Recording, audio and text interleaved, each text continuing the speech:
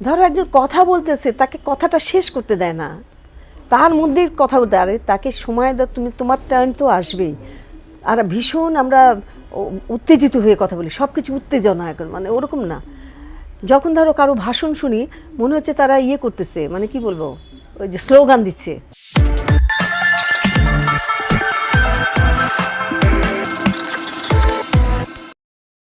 আমরা দেশটা চাচ্ছি, মানে ধরো এই যে সবাই মমত্ববোধ থাকবে, দেশের প্রতি ভালোবাসা থাকবে, এত কষ্ট করে একটা দেশ আমরা পেয়েছি, হ্যাঁ, তার প্রতি যে মানে কি বলবো ভক্তি থাকবে দেশ মাতার প্রতি, হ্যাঁ, সেইটা কিন্তু এই জেনারেশনে ওরকম আমি ইয়ে দেখি না আর কি। আর সবাই কেন জানি মনে হয় যে নেগেটিভ পথে চলতেছে। আমি চাই যে পজিটিভ থাকো, হ্যাঁ, তোমরা দেশের কাজ করো, দশের কাজ করো, ভালো কাজ করো, ইউনিভার্সিটিতে পড়ো, ডাক্তার, ইঞ্জিনিয়ার যাই হও, তোমরা দেশের কাজে নিজেদের নিয়োজিত করো, ভালো কাজে, হ্যাঁ, এইটাই আমার চাওয়া।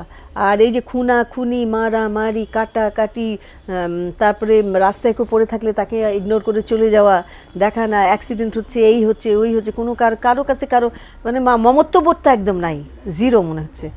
তা আমি ভাবি যে আসলে সবার মনে মনে এই যে বিবেকটাকে ফিরে নিয়ে আসা নিজের কাছে আর কি, যে দেশের জন্য করো, দেশকে ভালোবাসো, তোমার পাশে যারা নেবার থাকে তাদের খোঁজ খবর করো, বাবা মার প্রতি রেসপেক্ট ভক্তি একদম চলে গেছে, কেউ করে না।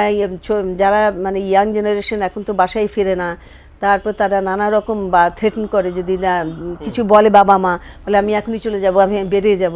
খুব দুঃখ লাগে, দেখো বাবা মা তোমাদের কত কষ্ট করে মানুষ করে, তাই না? তারা তোমার তো ভালোই চাবে, কোনো দিন মন্দ চাবে না বাবা মা। তো তোমরা বাবা আমার কথা শুনে চলবে না, আমরা চলছি না?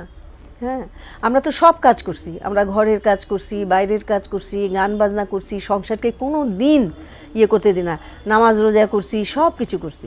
একটা দেশ ধরো 17 বছর বা 18 বছর যেরকম ছিল, তাকে ঠিক করতে গেলেও তো তার একটু, আমরা কিন্তু খুব অধৈর্য, এখনই কেন হচ্ছে না, সেটা তো হবে না।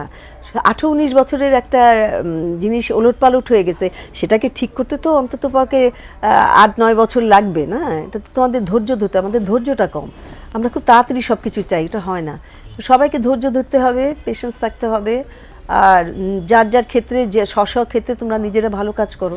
আমি ওদের কাজটাকে মূল্যায়ন করবো ভালো দিক দিয়ে, পজিটিভ দিক দিয়ে, ওরা তো ভালোই করতেছে, সব কিছুই করতেছে। শুনো, আমি বললাম তো সময় দিতে হবে, আমরা বললাম তো আমরা অধৈর্য, আমাদের সময় দিতে হবে। আর আমার মতে যেই কাজগুলি ওরা হাতে নিছে, এগুলা একটু অনেক কিছু, মানে দেশটা এখন তো এলোমেলো, তো দেশটাকে গুছাইতে হবে, এই গুছানোর কাজটাকে ওদের একটু মানে কি বলবো, একটার পর একটা ওদের করে যেতে হবে, থেমে থাকলে হবে না, থেমে থাকলে মানুষ হতাশ হয়ে যায়। তো একটু মানুষ একটু হতাশ হচ্ছে, কিন্তু আবার ঠিক হয়ে যাবে যখন ওরা যে কাজগুলি করে একসাথে করে ফেলবে, সুন্দরভাবে করবে, হ্যাঁ, পজিটিভ হয়ে, সব ঠিক হবে। একটু সময় দাও। ধরো একজন কথা বলতেছে, তাকে কথাটা শেষ করতে দেয় না, তার মধ্যেই কথা বলতে, আরে তাকে সময় দাও, তুমি তোমার টার্ন তো আসবেই। আর ভীষণ আমরা উত্তেজিত হয়ে কথা বলি, সব কিছু উত্তেজনা এখন, মানে ওরকম না। যখন ধরো কারো ভাষণ শুনি, মনে হচ্ছে তারা ইয়ে করতেছে, মানে কি বলবো, ওই যে স্লোগান দিচ্ছে।